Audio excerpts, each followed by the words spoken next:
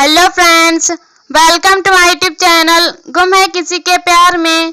सविता तारा से साफ कहती है कि आज रिद्धि हमारे साथ है तो उसकी बहुत बड़ी वजह नील है। अगर नील ने मदद नहीं करी होती तो मैं रिद्धि तक नहीं पहुंच पाती। सिर्फ इतनी सी बात है तो इसको ज्यादा बढ़ाने की जरूरत नहीं है। श्रीचंद इस बात से सहमत होता है और कहता है कि नील ने रिद्धि को बचाने के लिए गोली खाई है। हमें नील का ठीक से धन्यवाद करना चाहिए। वह तारा से कहता है कि इस बात को अब यहीं खत्म करो।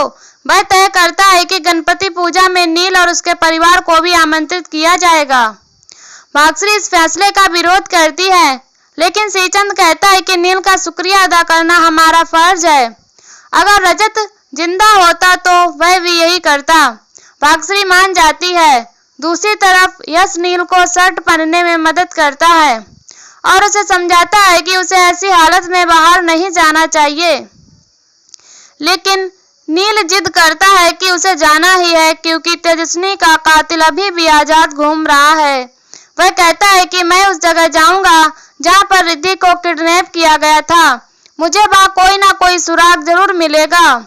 यश कहता है कि यह काम पुलिस का है, उन्हें करने दीजिए, लेकिन नील कहता है कि उसे पुलिस पर भरोसा नहीं है।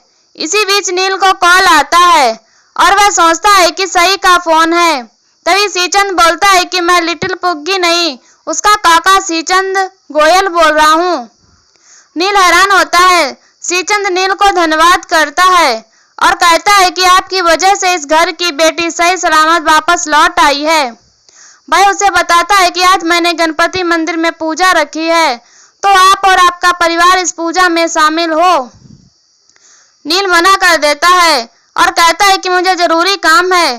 श्रीचंद कहता है कि मुझे पहले ही पता था, इसीलिए मेरा बैकअप प्लान पहले से ही तैयार है।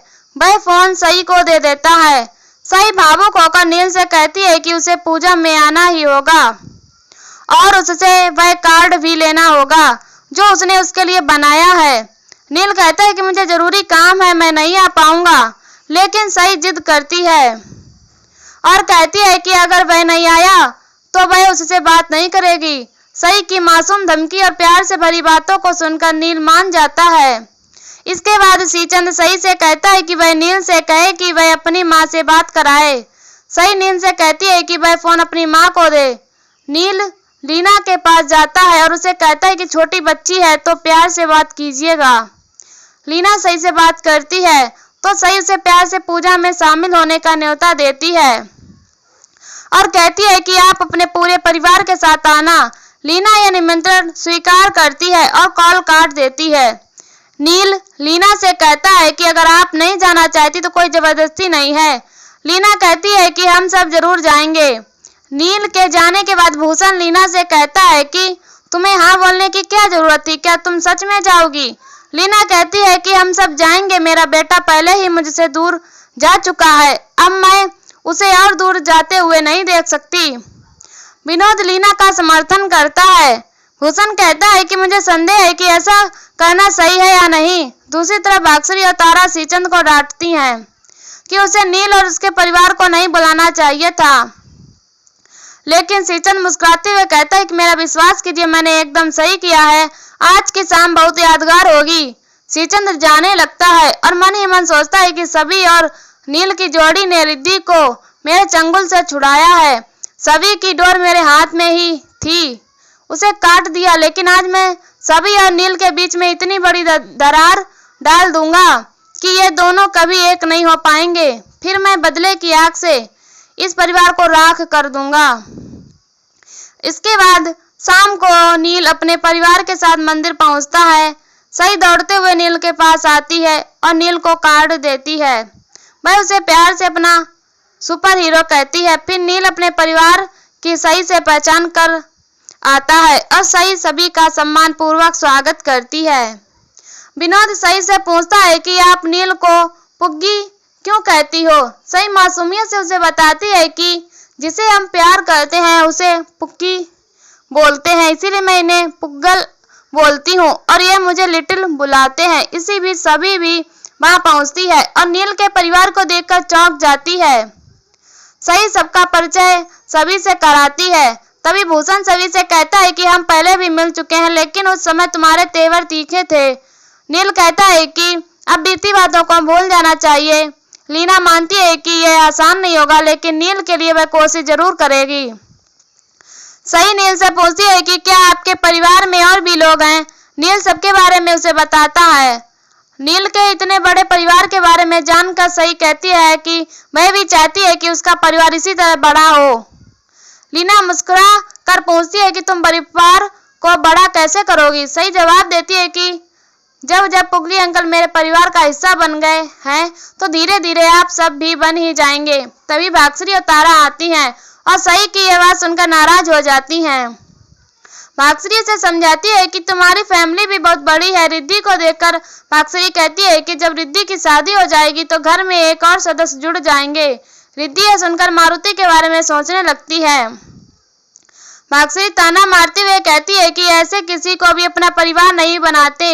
तारा भी भाग्यश्री की बात से सहमत होती है और सही से कहती है कि ऐसे आते जाते लोगों को अपना परिवार बनाने की कोई जरूरत नहीं है।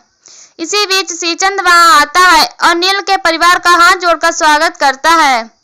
वह नील से कहता है कि मेरी आपसे मिलने की बहुत इच्छा थी। आप इस परिवार के लिए सुपर हीरो से कम नहीं हैं। आप सभी को एकदम सही समय पर मिल गए। आप दोनों की जोड़ी बहुत कमाल की है। सभी हैरान होते हैं तो सीचंद कहता है कि मेरा मतलब जिस तरह इन दोनों ने मिलकर रिद्धि को छुड़ाया है वह किसी जासूसी कहानी से कम नहीं है। सीचंद सबको अंदर आने के लिए कहता है। सभी अंदर आते हैं। तभी नील मंदिर में शिलान्यास का बोर्ड देखता है तो सीचंद बताता है कि यह मंदिर उसने अपने पिता के नाम पर बनवाया था।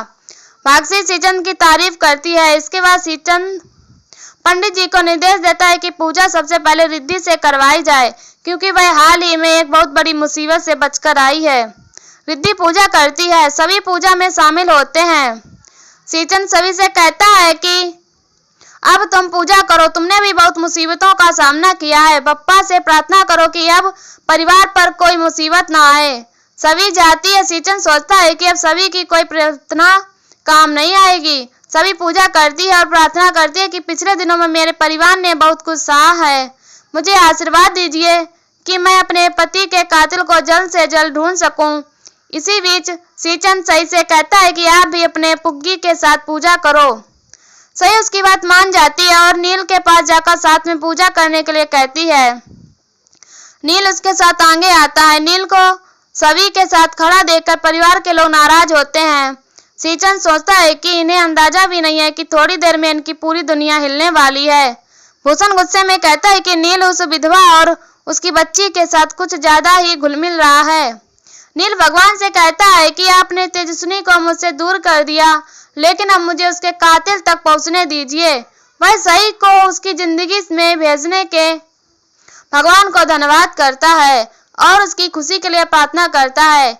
सीचंद पूजा करते हुए सोचता है कि अब वह करने का वक्त आ गया है जिसके लिए मैंने इन सबको यहाँ बुलाया है। पूजा खत्म होती है और इसी के साथ एपिसोड खत्म हो जाता है।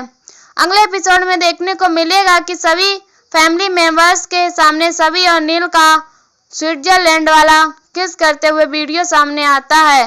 भाग्यश्री, तारा और लीना दंग रह जाते हैं। भाग्यश्री और तारा सभी के चरित्र पर सवाल उठाती हैं। लीना सभी पर नील को फंसाने का आरोप लगाती हैं। भाग्यश्री ऐलान करती है कि अब सही और क्यान सभी के साथ नहीं रहेंगे। सभी रोते हुए कहती है कि मुझे मेरे बच्चों से अलग मत कीजिए।